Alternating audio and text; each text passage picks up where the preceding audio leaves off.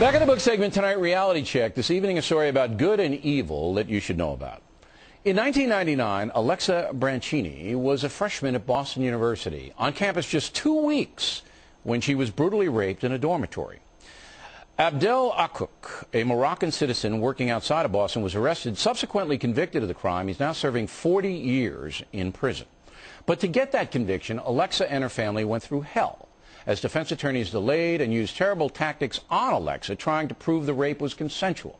But the young woman and her family persevered, even though the ordeal cost them tens of thousands of dollars. So after it was all over, the Brancinis started the It Happened to Alexa Foundation, where they raise money to help other victims of rape and their families survive the court system and get counseling.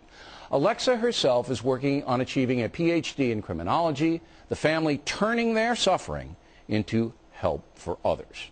Now, a few months ago, I was asked to headline a benefit for Alexa's foundation. Of course, I said yes. The event last week in Palm Beach, Florida, was a big success. The elegant Ritz-Carlton Hotel was terrific. The generous crowd, the best. We all admire Alexa's courage. Now, for the evil part. Last month, after the charitable event was announced, a bunch of far-left loons picked up some propaganda from the hate group Media Matters that said, "I am unsympathetic to the plight of crime victims." A preposterous lie. Along with America's Most Wanted, the Factor has done more for the victims of crime in America than any other television program on the air. The loons pointed to a Radio Factor episode from 3 years ago. We've posted the entire commentary on BillO'Reilly.com. Elements at NBC News then encouraged the loons to protest the Alexa Foundation, causing Alexa and her family major grief. Perhaps the worst garbage came from the far-left group Center for American Progress, headed by John Podesta. A woman named Amanda Turkle led that charge. You wrote a blog about Bill O'Reilly going to speak for this rape function, this charity group, and you attacked him personally, and you attacked the foundation, and you brought a lot of pain and suffering to this group. What's your reaction? What I remember was highlighting a comment that Bill O'Reilly had said, and that's what I remember doing. I don't remember attacking the foundation. What did Bill O'Reilly say?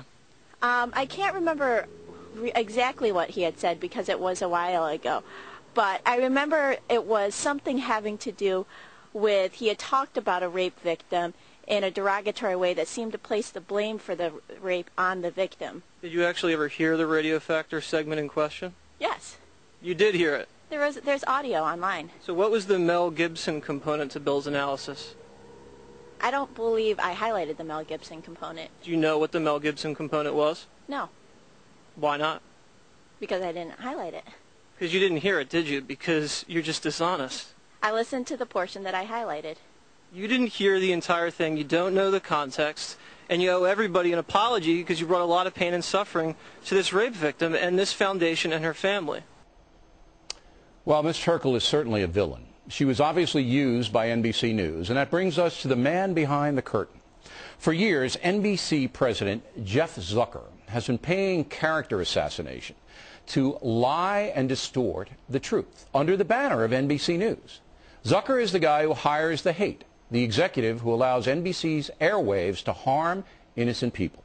With NBC's programming a disaster, he is almost single-handedly ruining a once great brand. By the way, Zucker's direct boss is our old pal Jeff Immelt, the CEO of the failing General Electric Corporation and great patron of Iran. And so we have a brave young woman and her fine family subjected to pain imposed by the likes of Jeff Zucker. In white-collar circles, it doesn't get much more evil than that. And that's reality.